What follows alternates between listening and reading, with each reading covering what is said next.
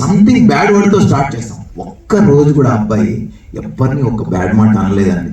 నేను విన్నాను, ఇది ప్రామిస్గా చెప్తాను. నేను సినిమా గురించి చెప్పట్లేదు.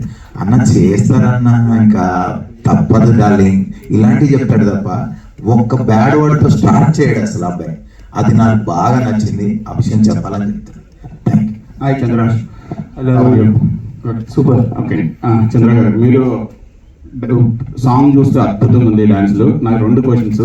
ఒకటి, ఈ యాటిట్యూడ్ స్టార్ అనే దాన్ని మీరు ప్రెజర్గా ఫీల్ అవుతున్నారా లేకపోతే ప్లెజర్గా తీసుకున్నారా? ఒకటి. రెండోది, మీ డాన్సులు అద్భుతంగా చేస్తున్నారు. బుల్లితెర మెగాస్టార్ అని మన ప్రభాకర్ గారిని అంటారు. మీరు కూడా డాన్సులకి నేర్చుకోవడానికి ఎన్ని రోజులు పట్టింది? ఒకవేళ రామ్ చరణ్, బన్నీ అంటారు బాగా ఇండస్ట్రీలో. సో మీరు మీకు బాగా నచ్చిన స్టార్? ప్లెజరా యాటిట్యూడ్ స్టార్? First question. అది వెరీ లక్కీ నేను ఈ విషయంలో. నిజంగా అసలు ఎవరికి అవ్వదు డెబ్యూ ఫిలింకే యాటిట్యూడ్ స్టార్ రిలీజ్ అవ్వకుండా. So I'm very lucky. కాకపోతే నేను ఒక నిర్ణయం కూడా తీసుకున్నా. అది ఏంటంటే, అఫ్కోర్స్ ఇది ప్రజల నుంచి వచ్చిందే. #యాటిట్యూడ్ స్టార్ కొడితే నా బొమ్మలే వస్తాయి, గూగుల్లో కొట్టినా నేనే వస్తా. సో అందుకే ప్రజలు ఇచ్చింది కాబట్టి పెట్టాము. బట్ చాలా మంది ఫీల్ అవుతున్నారు ఏంటంటే ఫస్ట్ సినిమాకి యాటిట్యూడ్ స్టార్ అవసరమా అని. సో నేను వాళ్ళని కూడా సాటిస్ఫై చేయడం కోసం నేను తీసుకునే డిసిషన్ ఏంటంటే, ఈ సినిమా చూశాక యునానిమస్ గా నా పర్ఫార్మెన్స్ కానీ నేను కానీ నచ్చలేదని, లేకపోతే నాకు పెట్టుకునే అర్హత లేదని యునానిమస్ గా తెలిసిపోతుంది. అది పబ్లిక్ నుంచి.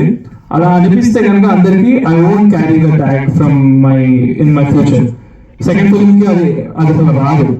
వాళ్ళు ఇచ్చిందే వాళ్ళు ఉంచుకోమని మళ్ళా నాకు చెప్తేనే ఉంచుకుంటారు సెకండ్ ఫిల్మ్ నుంచి. సో ఇదొక డిసిషన్.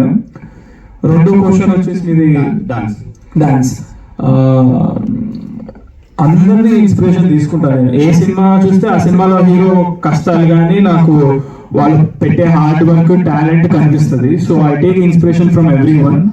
నా హైట్ సేమ్ హైట్ 6'2" ప్రభాస్ గారు. సో ఆయన అంత టాల్ కట్అవుట్ పెట్టుకొని ఎట్లా మూవీస్ లో హీ డస్ అనేది ఐ కీన్ గా observe. And then gymnastics and dance mix చేసేది అల్లు అర్జున్ గారు. సో ఆయన ఎంత ఎనర్జీగా ఫేస్ లో ఎక్స్ప్రెషన్స్ ఎలా పెట్టి చేస్తారు అనేది ఆయన నుంచి నేర్చుకున్నా. అండ్ ఎన్టీఆర్ గారి దగ్గర నుంచి నేను నేర్చుకోవడం ట్రై చేసిన అవ్వదు. అది ఆయన సింగిల్ టేక్ ఆర్టిస్ట్ డాన్స్ లో. సో రామ్ చరణ్ గారి దగ్గర నుంచి డిసిప్లిన్, ఆయన బాగా ప్రాక్టీస్ చేస్తారని విన్నా. సో అలా నేను కూడా ఫుల్ గా నా సాంగ్స్ ముందు 4-5 days బాగా ప్రాక్టీస్ చేస్తా. ప్రాక్టీస్ చేస్తేనే చేయగలుగుతా. ఇప్పుడు ఆన్ ద స్పాట్ మీరు ప్లే చేయమంటే నేను చేయలేను, అస్సలు రాదు. బట్ ప్రాక్టీస్ చేస్తే చాలా బాగా చేస్తా. సో డాన్స్ ఇదే inspirations. All the best. Thank you.